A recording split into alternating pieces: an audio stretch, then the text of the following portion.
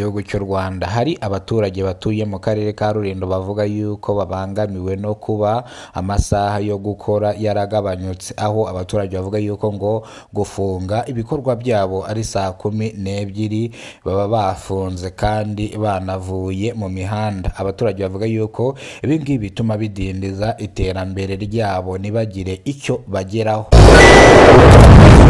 Mu karere ka Rwamagana mu murenge wa Nyakarenzo, inzego z'umutekano ziri gushakisha abagizi ba nabi bishe umugore w'imyaka 25 y'amavuko n'umwana ufite umwaka umwe w'amavuko, aho aba babishe bakabajyana bakabajugunya mu murima w'imyumbati, bakabajyana mu kagari ka Bihembe, babajugunya mu murima w'imyumbati babatwikira ibyatsi. Abahaye TV na Radio 1 amakuru bavuze ko aba bantu batabazi mwa kano kagari, ubwo baba bishwe abagizi ba nabi bakaza bakabajugunya mwa kano kagari ka Bihembe. Reka amakuru yacu tuyerekeza mu karere ka Rutsiro mu murenge wa Rusebeye mu mudugudu wa Remera. Abaturage barashinja umukuru w'umudugudu afatanyije n'abanyerondo gukubita abana batatu ndetse bakabakubita bakabangiza, aho bano bana bari mu bitaro bari kwitabwaho bitewe n'inkoni bakubiswe n'umukuru w'umudugudu ndetse bafatanyije n'abanyerondo. Ni mu gihe bano banyerondo bashyikirijwe ubugenzacyaha aribo bakurikiranwe ibyaha byo guhohotera abana bakabakubita. Gusa umukuru w'umudugudu avuga yuko yigize akubita bano bana, ahubwo yohereje bano banyerondo kujya kuzana bano bana kubera yuko bari bagiye kwiba ibijumba by'abandi. Birangiye rero bano banyerondo babazanye babakubise.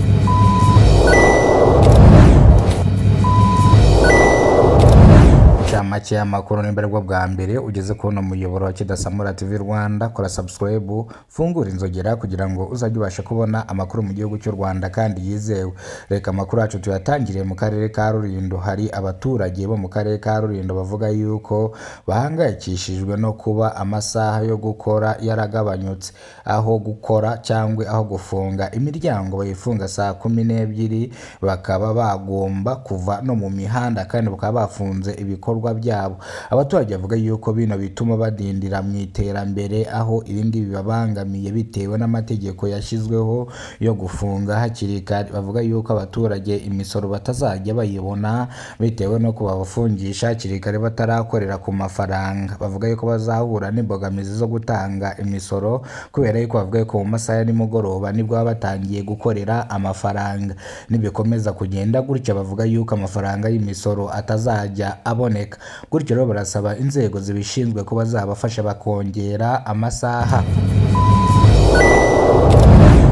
Ka Rwamagana mu murenge wa Nyakarenzo, inzego z'umutekano ziri gushakisha abagizi ba nabi bakekwaho icyaha cyo kwica umugore uri mu kigero cy'imyaka 25 y'amavuko n'umwana ufite umwaka umwe w'amavuko, aho babishe bakabajugunya mu kagari ka Bihembe, aho babajugunye mu murima bakabatwikiraho ibyatsi. Abahaye TV na Radio 1 amakuru bavuga yuko aba bantu batabazi mwa kano kagari ka Gahembe, aho bavuga yuko yenda ababishe bakabaza bakabajugunya no kugira ngo basibangatanye ibimenyetso. Abaturage bavuze ko bano bantu batabazi mwa kano kagari bavuga yuko ari ubwa mbere babakubise amaso gusa. Ubwo abagizi ba nabi bari gushakishwa bakurikiranweho ibyaha byo kwica abantu babiri, umugore n'umwana w'umwaka umwe. Ibi byarijije abantu benshi, abandi birabababaza.